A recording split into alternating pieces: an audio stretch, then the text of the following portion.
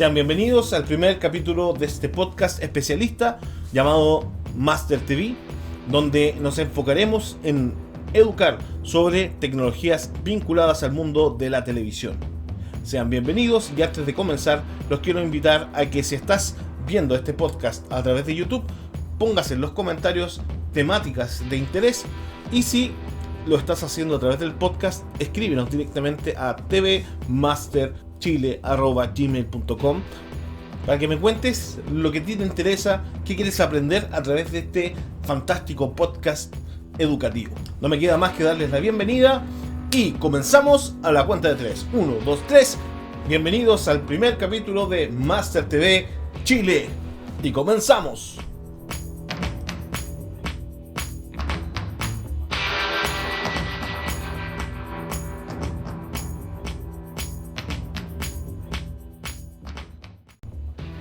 Bien, este podcast tiene un fin educativo. Quiere decir que si tú quieres aprender acerca del mundo de la televisión, vamos a hablar de temáticas genéricas que van a permitir, primero, tomar una muy buena decisión de compra y por otro lado, también saber cuál es la mejor tecnología, hacia dónde va el mercado y también qué es lo que ocurre en puntos de venta, que es algo que es parte del enriquecimiento que he obtenido durante años de trabajo en el mundo de la televisión. Este podcast está hecho con mucho cariño desde Chile para el mundo y por lo tanto vamos a revisar no solo los productos disponibles en el mercado nacional, sino también vamos a estar dándole un foco a Colombia, a México, a Estados Unidos y a los principales mercados de televisión y obviamente a sus principales marcas. Para iniciar este capítulo levanté una encuesta a vendedores y promotores de distintas marcas del mercado nacional. La encuesta fue realizada a 40 vendedores y promotores, entre ellos, y la pregunta era la siguiente: ¿cuáles son los principales errores que comete un cliente al comprar un televisor en punto de venta? Y el resultado seguramente nos va a sorprender. Para que ustedes sepan, en orden de prioridad, el primer punto que más confunde al cliente es este problemilla entre que el procesador del televisor Smart TV es igual que un computador. Muchas veces yo en punto de venta tuve la experiencia que se me acercaba un cliente y me decía: oye, ¿puedo ejecutar un PowerPoint? ¿Puedo abrir un Excel? ¿Puedo abrir un AutoCAD? Y yo finalmente lo quedaba mirando y le decía no. Y eso tiene que ver mucho con las expectativas de uso que yo voy a tener en el televisor. Siendo bien práctico, para los que más saben, obviamente el computador y el televisor primero tienen dos usos absolutamente distintos. Por un lado, el computador lo que va a hacer es levantar inmensa cantidad de datos, mover programas de muy alta calidad. Y por otro lado, el televisor tiene un fin bastante más simple, que es el entretenimiento. Es decir, ver películas, escuchar con muy buena calidad, etc. Por lo tanto, el hardware es absolutamente distinto. Si podemos comparar el hardware de un televisor, en este caso se parece bastante más al de un teléfono que al de un computador y por lo tanto tenemos que bajar las expectativas. Esto parece lógico, pero si lo llevamos a la práctica, en tienda aparece mucho, pero mucho esta confusión. Bien, ahora, si vamos ya a una diferenciación más técnica, por ejemplo, el computador trabaja con un procesador que tiene slot donde yo, si falla mi procesador, puedo sacarlo. En un televisor eso no pasa. Yo en un televisor tengo un procesador que está adherido a la placa madre o la PCB.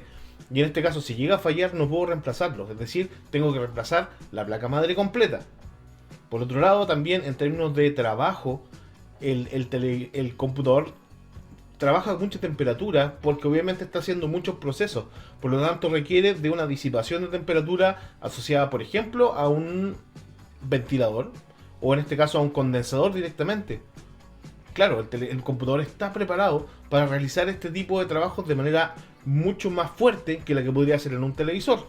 En cambio, si nosotros vamos a ver un procesador de televisor, nos vamos a encontrar con que tiene, por ejemplo, silicona en la parte superior para disipar la temperatura y en algunos casos, en los televisores de gama alta, que obviamente tienen un trabajo mayor, vienen con una plaquita metálica encima que nos permite disipar esta temperatura de manera sumamente básica.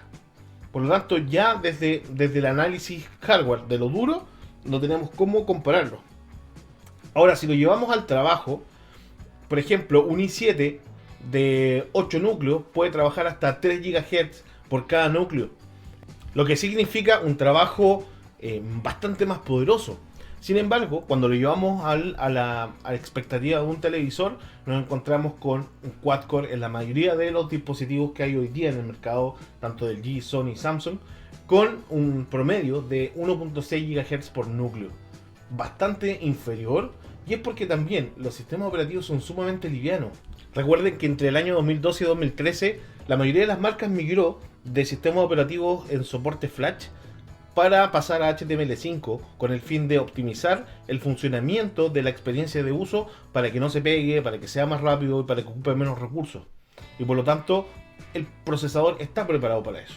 En resumen, antes de ir a comprar un televisor y tener expectativas tan altas, estudia, busca, revisa información y escucha este podcast que obviamente te va a orientar para que tomes una excelente decisión de compra. Y si finalmente llegas a tienda y quieres comprarte un televisor que tiene el desempeño de un computador, te aviso que te levantaste con el pie izquierdo, puesto que no vas a encontrar ninguno que cumpla con las expectativas antes mencionadas. La segunda, que se repite y es muy constante, es asumir que los televisores LED están hechos completamente de LED.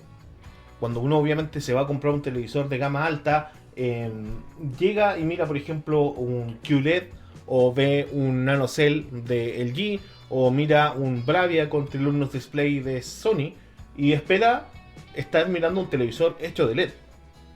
Es más, hay clientes incluso que al momento de abrir la caja y ver el manual, se llevan la sorpresa que les dice en la descripción técnica LCD LED. ¿Por qué? ¿Por qué aparece eso? Finalmente, porque la pantalla de LED que hoy día conocemos como tal es una pantalla de cristal líquido retroiluminada en algunos casos, o iluminada por los contornos, por este sistema de iluminación que tiene mayor vida útil, consume muy poca energía y que además es bastante más amigable con el medio ambiente. Sin embargo, lo que debemos tener claro, ¿cierto?, es que el único televisor hecho completamente de LED es la tecnología OLED, que está 7 años más avanzada en términos de desarrollo que lo que nosotros hoy día conocemos en el mercado como NanoCell, ULED, QLED o Trilumnos Display en Bravia. Bien, ahora, para poder detectar qué tipo de televisor yo tengo, hay varias formas de hacerlo de manera muy sencilla y se las voy a enseñar. Si yo tengo un televisor que es delgado, posiblemente ese televisor ya sea un Edge LED o Edge LED. ¿Y cómo sé dónde está la iluminación ubicada en la pantalla? Es fácil, enciendo el televisor un par de minutos y voy a empezar a tocar por los contornos. Si hay temperatura solo en la parte de abajo, significa que el LED array, que va en la parte de abajo del televisor, está iluminando desde abajo hacia arriba, y por lo tanto me encuentro frente a un televisor que posiblemente tenga una tecnología llamada local dimming o atenuación local de LED. ¿Y eso qué significa? Que va a trabajar de manera sectorizada para dar más luz en algún sector de la pantalla, menos en otro, con el fin de optimizar el contraste de un televisor LCD. Por otro lado, por ejemplo, en Samsung tenemos iluminación por los contornos, en la mayoría de los casos por la izquierda y la derecha. Entonces, ¿qué hago? Me acerco al televisor, toco en donde está más calentito y me voy a dar cuenta inmediatamente qué tipo de iluminación tiene mi televisor. Si por el contrario el televisor no es delgado y tiende a ser más grueso, más parecido a un LCD antiguo, en este caso ya estamos hablando de un tipo de iluminación que se llama LED directo o Direct LED, o también Real LED en el caso de Samsung, y que corresponde a un sistema de iluminación bastante más básico, que a diferencia del Edge LED no tiene la capacidad de encender y graduar la iluminación, o en este caso aplicar dimming, para que el contraste sea mayor. Es decir, acá yo voy a tener un televisor que ofrece excelentes niveles de brillo, pero que en definitiva no me va a ofrecer buenos niveles de negro, y eso va a afectar, en resumidas cuentas, el resultado final de la imagen. Para que ustedes entiendan, lo más sencillo es decir que en este caso el Direct LED o el Real LED lo que tiene es un reemplazo de LED por donde estaban ubicados antiguamente los tubos SFL o fluorescentes en la parte trasera del televisor. Ahora, si tengo un televisor de gama alta y veo que es un poco más grueso, estoy frente a un televisor con iluminación inteligente Full Array LED. Está muy de moda, está en boga. Hoy día los principales televisores de gama alta del LG, Samsung, Sony trabajan. TCL también lo tiene, en donde yo voy a poder iluminar de manera sectorizada a través de muchos cuadritos pequeños en la pantalla para acercarme así al sistema de iluminación óptimo de un televisor, que vendría a ser la iluminación píxel a píxel. Respecto a OLED vamos a hablar en un capítulo obviamente aparte, para poder aprender cómo funcionan, pero lo importante acá es saber que esta tecnología estuvo en las manos de tanto LG, Sony, Samsung por bastantes años, en la previa que se lanzara oficialmente, y en el año 2012 LG logra lanzar este producto para venta de consumo masivo, obtiene la patente y finalmente es quien fabrica hasta el día de hoy las pantallas de OLED. ¿Qué significa eso? Que todo lo que tiene que ver con desarrollo y caerse y aprender respecto de esta tecnología lo fue haciendo LG, una vez que el mercado ya estaba bastante más maduro y obviamente el cliente lograba identificar la diferencia entre un OLED y un LCD LED. Entraron nuevos participantes al mercado, hablo de Sony, por ejemplo, Panasonic, Philips, Love, también está Hisense, que pagó la patente de OLED hace un tiempo atrás, y eso significa que hoy día el mercado gira hacia una pantalla que es capaz de crear su propia iluminación píxel a píxel para ofrecer niveles de contraste altísimos y obviamente la mejor calidad de imagen disponible. Samsung no se queda atrás, la verdad es que en vez de seguir trabajando en el proceso de OLED, mantuvo el QLED que nosotros conocemos hoy día, pero trabaja silenciosamente en un proyecto de OLED desarrollado por ellos con puntos cuánticos directamente en la pantalla. Y eso, en términos de colores, puede resultar increíblemente potente. Por lo tanto, ¿qué tenemos que hacer acá? Primero, identificar qué tipo de iluminación tengo. Segundo, cuáles son las expectativas que yo tengo respecto de la imagen que quiero ver. Hoy día, para ser honestos, por ejemplo, QLED ofrece excelentes niveles de contraste a pesar de que no ilumina píxel a píxel. Y han logrado eliminar esta contaminación lumínica que ocurre cuando yo estoy iluminando por los contornos del televisor, elevando así de manera muy potente el resultado final de la imagen para tener obviamente colores muy potentes por el trabajo del punto cuántico, y por otro lado también un nivel de contraste aceptable por el sistema de iluminación que en los top de línea se denomina como Full Array LED. LG, Sony, exactamente lo mismo, están trabajando. Sin embargo, tenemos que tener claro, acá el futuro es OLED y va el mercado hacia la iluminación píxel a píxel, que finalmente es la que nos ofrece la mejor calidad de imagen. El tercer punto dice de la necesidad que tienen algunos neogamers, o en realidad hablo de personas que por primera vez ingresan al mundo de la televisión y trabajan con consolas de videojuegos y quieren un televisor que tenga cada vez más cuadros por segundo o hertz para videojuegos. Esto es una confusión que se genera muy frecuentemente en los puntos de venta y está asociado principalmente a que asumen que por tener más cuadros por segundo voy a tener una imagen más fluida. Tenemos que entender que esto es real. Esto es real porque obviamente el LCD, dentro de todo, es una pantalla que tiene lento reaccionar, sobre todo en tiempos de respuesta, que tiene que ver con cuánto se demora el píxel en encenderse y apagarse. Pero vamos a hablar más en detalle en otro capítulo acerca de cómo funciona la tasa de refresco y obviamente otras tecnologías como el High Frame Rate o el HFR, que nos va a permitir tener una reproducción de 120 cuadros por segundo nativa. Pero para entrar en contexto, ¿alguna vez, por ejemplo, ustedes han jugado algún partido de fútbol y de repente ven que la pelota de la consola tiende a perderse en la pantalla?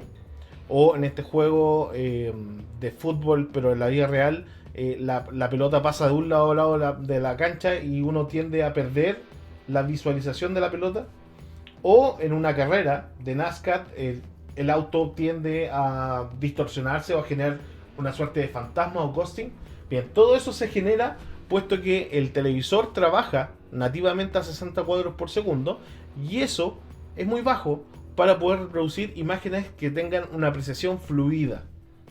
Bien, para eso existe un trabajo de virtualización de cuadros desde el procesador, que en algunos casos se conoce como TrueMotion en LG, AutoMotion Plus en Samsung o Motion Flow en Sony, donde nos vamos a encontrar con la posibilidad de duplicar los cuadros a los que realmente viene grabada la imagen, para así dar una experiencia más parecida a la realidad, o en este caso una experiencia más fluida. Sin embargo, este trabajo para videojuegos no es tan amigable. ¿Por qué? Porque si bien es cierto, yo estoy trabajando con el TrueMotion y mejoro estos cuadros por segundo para entregar más fluidez, lo que yo estoy generando es un doble trabajo del procesador, y por lo tanto genero un desfase en lo que yo estoy haciendo en el joystick del control versus lo que estoy viendo en la pantalla. A eso se le conoce como input lag. Es decir, a menor input lag, un juego bastante más fluido. Entonces, ¿qué tenemos que pensar? Que tenemos que fijarnos en esta medición que se llama input lag, idealmente inferior a los 14 milisegundos en un televisor. Obviamente en un monitor la cosa es súper distinta, bien, están preparados para eso. Pero además de eso, tenemos que pensar en que desde el televisor debemos eliminar cualquier trabajo adicional para que no se genere este desfase.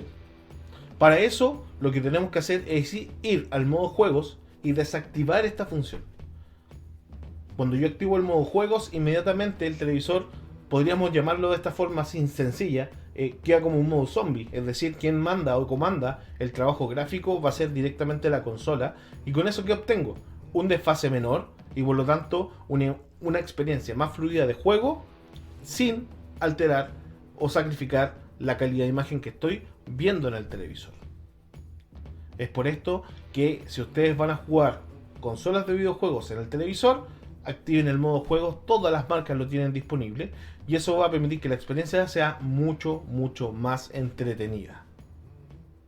Chicos, espero que les haya gustado este capítulo. Tenemos más tips adicionales. Obviamente, en lo que se viene pronto podríamos hablar incluso de las expectativas que tiene el cliente cuando llega al punto de venta y se encuentra con imágenes que se ven súper distintas a las que tiene en la casa, por ejemplo. Y otros temas que están vinculados a los errores comunes que cometen nuestros clientes cuando van a punto de venta. Soy Cristian González, este es el primer capítulo de Master TV y nos vemos en una próxima ocasión. Master TV despide este capítulo, no sin antes dar un gran abrazo a promotores, vendedores y todos aquellos que permiten que podamos compartir esta información a todos los amantes de la tecnología. Si quieres contactarme, puedes llamar al +56 97379 7100. Conversemos de televisión. Un abrazo grande. Nos vemos en el próximo capítulo de Master TV.